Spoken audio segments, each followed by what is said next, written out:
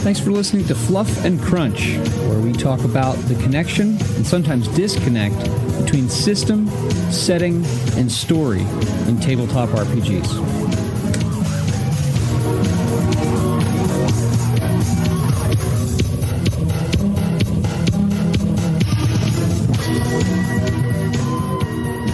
Okay, so I'm late a week. I skipped a week, yeah.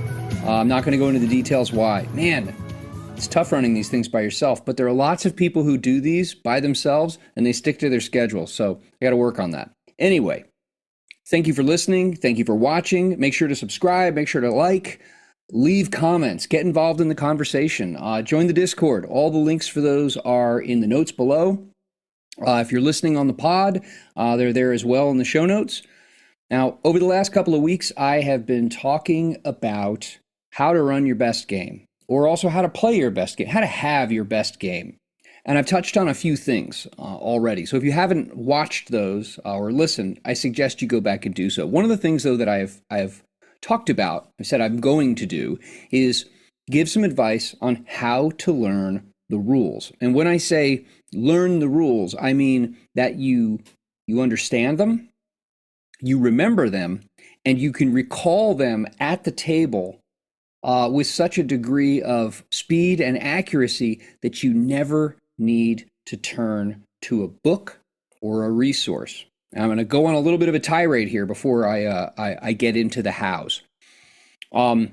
If you forget, either as a GM or a player, how something works within the rules, and I'm here in the story, I'm in the made up stuff, and I'm going to take a moment. I'm going to remove myself from that, and I'm going to turn and I'm going to open up a book and I'm going to start paging.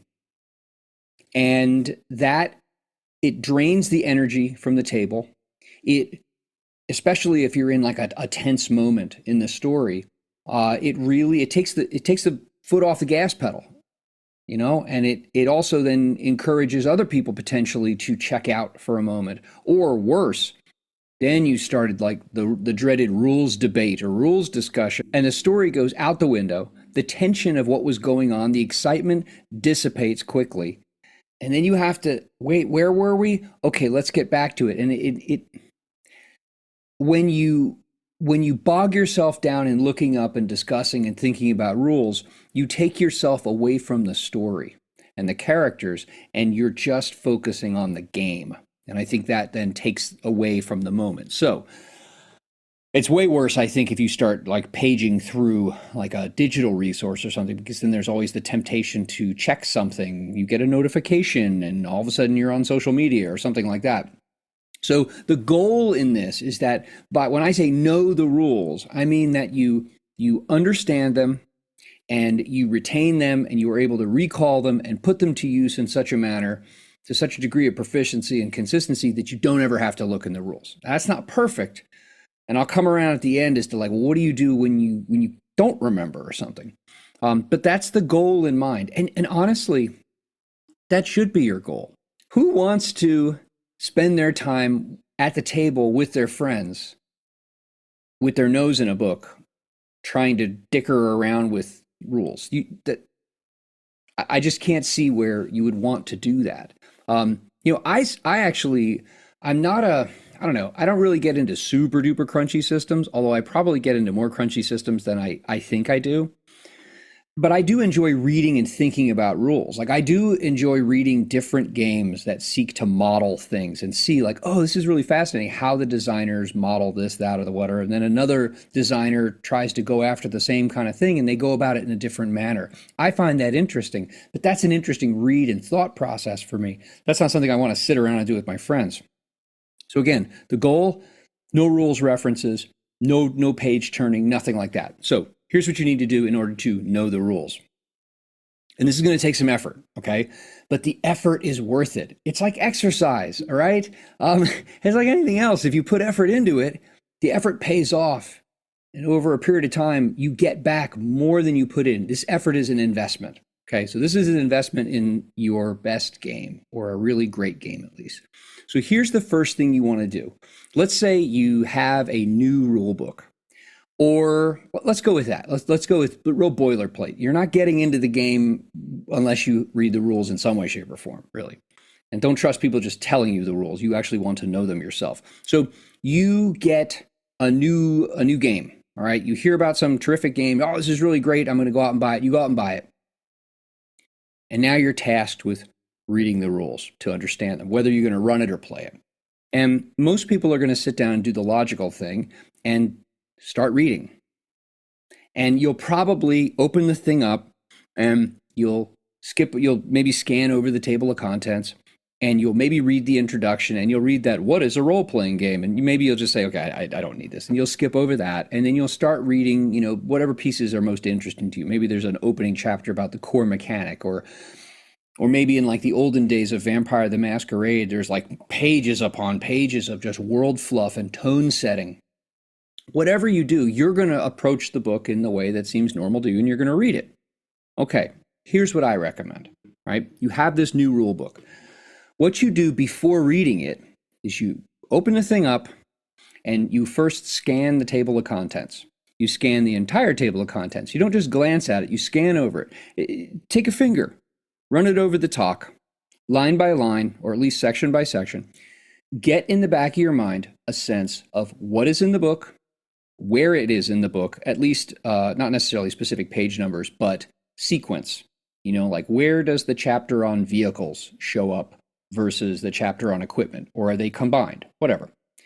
This is not so that you remember it. This is just the first step in familiarizing yourself with something so you can make it familiar so that you can learn it. So scan the talk. So after you've scanned the table of contents, what I recommend you do is go to whatever chapter or section or pages where the table of contents says you can find the core mechanic, or the how to play this game, or the basic mechanic of the game. Most RPGs nowadays, the vast majority of them have a unified core mechanic. So chances are there's going to be one section of the book that has that. I think it is most important to get your head around the core mechanic before anything else. And oftentimes we see in a lot of games where there's maybe the core mechanic is briefly explained, but not in a whole lot of depth. And then the largest initial section of the book is usually character creation. I actually think it is more important to get your head completely around the core mechanic and its major manifestations and uses within that genre setting system before you go about understanding how characters are made, or understanding how combat works, or tasks, or spaceships, or whatever like that. Because if it has a unified core mechanic, this is going to permeate everything, which is going to inform how you build your character and how combat functions and how, like I said, vehicles work, or whatever, or scientific research or something like that. So I think getting your head around the core mechanic first is most important. Here's how you do it. Okay, you scan the table of contents. You have a sense of the scope of what's in the book. You go to that chapter or that area in the book where the core mechanic is explained, and you don't read it. Okay, what you do is you scan. You scan paragraph by paragraph through that section or that chapter. And this could be a page or two or a couple of pages, however long it is. You scan over it. Maybe you sub-vocalize, you hear some of the words in your mind. You see the headings. Oftentimes, we provide visual tells in our writing. We boldface paragraph headers. We might create a bulleted list, or a enumerated list. Pay attention to those kinds of things so that you can get your head around, all right, this is what's being presented here, and this is how it's being presented. So you haven't read it. You kind of read it. You've exposed yourself to the words on the page in the sections that include or cover the core mechanic. What you want to do then, after you've done that, you scanned over it, just running your finger over it, is you're not going to do this on a keyboard, okay? You're going to do this on paper. And I can provide you articles. If you don't believe me, I can actually provide you articles. There's been a healthy amount of research into memory and memory formation and things like that, where the written word penetrates into your mind far deeper than typed. So we're not going to do that. We're not typing, okay? You can use a pen or pencil or something like that. After you've scanned, create a skeletal outline, okay? Create a skeletal outline of what you have found in that section or chapter or couple of pages. I mean, it might only be like 2 or 3 things long if it's a short section. It might be a lot more involved. You create this skeletal outline for a couple of reasons. First off, you're going to take some notes. And so you need a sense of purpose for when you take your notes, all right? You have a sense of what's in the book at this point or what's in this section, but you have no idea actually what it says in full or how it functions or anything. But what you're essentially doing here is you are roughing out a very sparse set of shelves in your mind and on this piece of paper that now, once you've roughed this out and listed a few of these things, like for example, if the core mechanic includes use of attributes, something like skills, and maybe something else, and what are the dice rolling conventions in the game, maybe you have those as like skill test determination, dice conventions, things like that. You just put a couple of these, very basic headers that form this skeletal outline for you. Then you read. Okay, what you've done by scanning and by thinking a little bit and then writing down some ideas that rough out this skeletal outline is you've actually given your mind something to chew on before you're trying to absorb this content. It's almost like you've created like hooks and shelves in your mind that you can now start hanging stuff on. Whereas if you just sit down and start plowing through it, you don't know what's coming up next. You don't know what's on the next page. Now, by this method, you don't understand what's on the next page, but in your memory and on your page, you have this sense of, oh, there's something there about tiebreakers. I didn't read it, I just scanned over it. But point now is that you read like a normal human being, okay? So read the section that you just did that skeletal outline for. Read it slowly, maybe even read it out loud. Did you know that in centuries past, when people read like books and things like that, the norm was to read out loud? Because when you say it and when you hear it, you understand it far differently than if you just hear it in your mind's ear. And by vocalizing things, you actually remember the stuff better.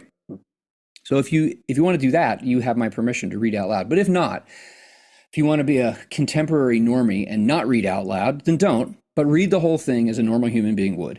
And when you are done, sit down with your skeletal outline, and you may need to rewrite it because you're going to need space between the things. But now you write out notes. You summarize to the best of your ability what you just read. What is the core mechanic?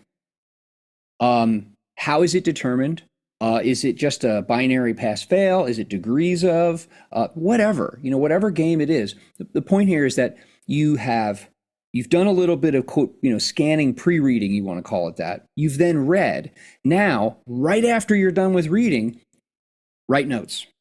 Explain the core mechanic back to yourself. Just use a crappy spiral, college line notebook. Summarize the core mechanic. Now, time permitting, go back and read it again. And does it still make sense? Read your summary and now step away. Okay.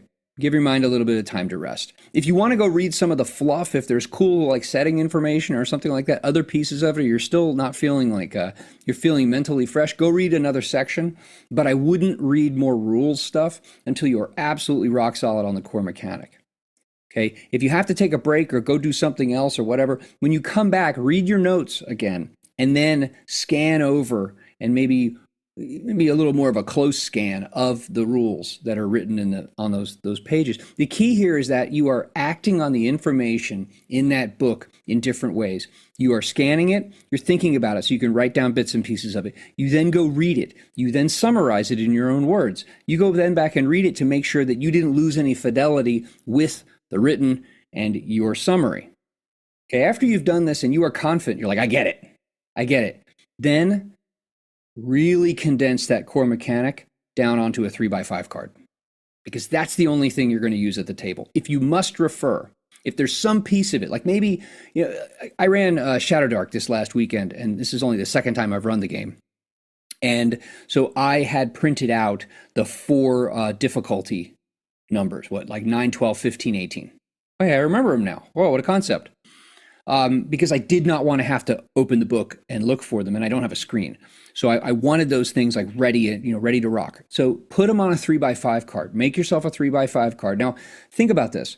If you're doing what I'm telling you to do, and you have approached the core mechanic by scan, by skeletal outline, by reading, by summarizing and fleshing out that skeletal outline and then condensing all of that down onto a 3x5 card, you have put a lot of mental energy into that core mechanic. A couple of things are going to happen in your mind. Because you've acted on it differently and on several occasions, you're probably going to remember it a heck of a lot better than if you just read it once. You have also, because you've had to think about it and condensing it down into an ever smaller form, you have to think about it more. Then you have this reference. So just in case you forget, chances are you won't have to. You're probably not going to turn to the thing because you have gone through all this effort. Now, things like character creation, I mean, obviously you don't need to do this because character creation is something that's done away from the table, but other main systems in a game like combat, maybe vehicle combat, maybe something like in Star Trek Adventures First Edition, the scientific method. If you have a game that has maybe some heavy like social conflict systems or things like that, go through and do this exact same thing with all of those. And your goal, the end product of this, the end product of all this process done over and over again, the end product is a couple of 3x5 cards. And I guarantee you, you will remember things and you will know after reading over these things, like, okay, what bits and bobs am I not going to remember? Or maybe you have a game that has like multiple difficulty numbers, like all the way from like easy to standard to this, there's like 7 or 8 of them. You're not going to remember all of those numbers. So those are the things you write down. And you go and you do this through all of those different systems and subsystems. By the way, this also works really well for setting information because again, you should be trying to act on the information and use the information in several different ways on several different occasions to get it down in that grape of yours. And the end physical product of each of these actions is a 3x5 card, maybe 2 3x5 cards. Now for GMs, special extra for GMs here, I recommend you put all your monsters, all your traps, all of your mechanical hazards on 3x5 cards. They're cheap. You can recycle them. So by doing this, you don't ever have to turn to the adventure or turn to the monster manual or whatever. You have everything out. And also what's handy is by doing that, you can sequence them, or you can put them in clusters like, hey, here's the encounter in the cave. Here's the encounter in the secret room under the tavern. And here's the whatever. You can paperclip those together so that you know each of those and maybe put a sticky note on the front that says like, this is this at this location. This is whatever. Point is, this still puts you in the position of never having to open the books at the table. So then the focus is on that. So everything should end, the only physical product should be a 3x5 card. Now players, you make your character away from the table. So everything's on your character sheet. Some games like, Shadow Dark, the character sheet is super sparse and simple. Something like D&D 3.5 is not. You have all your information on your character sheet. What I would do, especially if it's a game that has a very busy character sheet with lots of things on it, is I would look at your character and think, okay, what are the main mechanical things I'm going to do with this character? Okay, if this is like a Dark Future game, I'm probably going to shoot stuff. Probably going to try to, whatever your character's all about. What I would do is, back to the 3x5 cards, is I would write out, and you could probably fit a couple of things on a single 3x5 card. Like when your character uses his carbine in combat, like just summarize that. Unless the character sheet is really easy to comprehend. If it's really busy, again, not so much. But I would pick like maybe your A list of things that your character is going to do the most often. It's almost guaranteed to do mechanically in any given session. And I would write those on 3x5 cards after you've read to make sure that you understand the system that governs that action. And it's the same thing over again as with learning the rules. You are making sure that you, the player, know in detail and quickly the rules that govern the things your character is going to do most often. Like, don't be that player who shows up and is like, I don't understand how to play my character. Or, oh, I have to, like, worst case, D&D, you're sitting and you're flipping through the player's handbook, looking up your freaking spells. One spell per 3x5 card. Easy, And if you're dealing with you're playing a system where spells get expended and you can't cast them again, well, that's really easy. Just take the thing and turn it upside down. You're done with that spell for now. So always the 3x5 cards for two reasons. They are the end result of a process, okay? A process that requires you to read, to scan, to think about, to summarize, to make concise notes. And then they are a reference that you can use at the table in place of flipping through the books for the things you are most likely to do or most likely to be engaged in doing, like combat or social, something like that. Now, I did say at the beginning that, maybe there are those times when you just forget, or there's something your character you're going to do and you're like, wow, I guess this is something my character could do, but this isn't something that I expected him to do, and I don't remember how to do that. Maybe the GM is like, yeah, we never do that. We never use that subsystem, so I don't know it that well.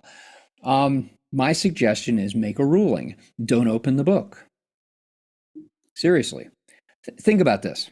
If you have, as a GM, done what I'm recommending you do, you will know the rules really well. You'll probably know if you have games that you have never done something like this with, that you feel like, I'm kind of tentative on the rules.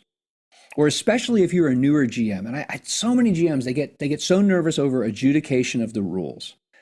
If you take the time to do this way, you will know the rules really well. You will know them far better than you probably think that you could. And so here's the trick. If there is some piece of the rules that you don't understand, you will likely understand the rules as written and the rules in spirit well enough that you can make a ruling at the table that people aren't going to flip out about. And you'll probably feel pretty much okay with, because you'll understand the vibe and the groove of those rules, because you understand so much of the rest of it. So if there's some piece of it that you just didn't get to that corner, then your familiarity with the rest of it will help you get through that. So those are my recommendations. 3x5 cards, lots of them, little post-it notes, paper clips, and taking the time. And trust me on this. This is so I have, for many years, I taught high school full-time, and I used to teach some college classes too. And I've taught high school part-time as like a side hustle, my inflation hedge side hustle for the last couple of years. And I've always had, virtually always had 12th graders. And I've always told them before those who go to college, I always tell them, listen, when you go to college, you need, for the first 5 to 6 weeks of the semester, to take everything seriously that your professors tell you, like how much time you should be putting into studying, and you should do all the things when it comes to studying that you're told to do. You're supposed to. You're supposed to join study groups. You're supposed to study for like at least 1 hour for every single hour you spend in class, or whatever. All that kind of advice that people hear that brand new freshmen in college typically don't take because they're finally away from their parents and they want to go ape shit and drink a whole bunch. I say, listen, if you spend your first 5 or 6 weeks of the semester knuckled down, taking seriously that study advice, by the time midterms roll around and all the people who've gone ape shit for the last month are going, oh crap, I have to study, you will already have so much momentum behind you because you will have the foundation of the class so solid underneath you that you will not necessarily coast for the rest of the semester, but when everyone else is hitting the gas because they're so far behind, you can actually let off and relax. So here's my piece, and this is in closing here.